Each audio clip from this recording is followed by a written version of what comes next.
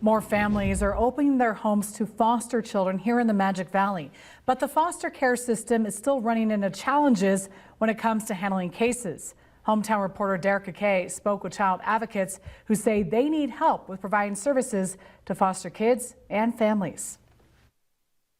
According to the Idaho Department of Health and Welfare, there are 72 foster family homes available for every 100 children in Twin Falls County. That's an improvement from 2023, but the system is still dealing with issues. We have a lack of service providers, so it's really hard for our kids and our families to get the services they need. Tana Barton is the executive director of the 5th Judicial District Court-appointed Special Advocates, also known as CASA. She says currently their office has around 150 cases, and they need more help to provide services to foster kids and families.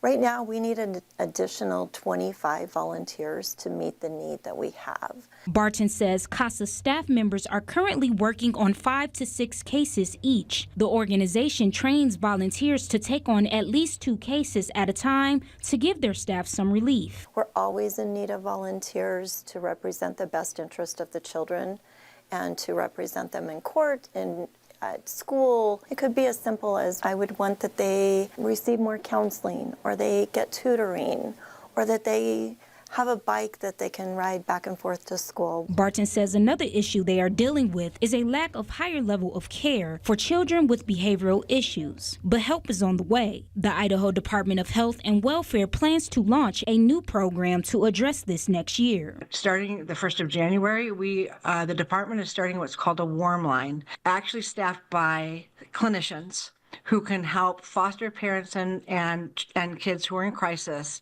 work through those issues so that they're not calling law enforcement, they're not feeling like they need to give up. Jean Fisher with the Department of Health and Welfare says this line will be available during the off hours of CASA and other similar service programs, also on the weekends. With immediate follow-up then with their case managers, back on regular duty, which is really amazing because foster care is hard. If you're interested in volunteering with CASA, Barton says you can stop by their office in the County West building in Twin Falls to sign up. I would hope that we would see a community that continues to step up to the plate and become CASA volunteers.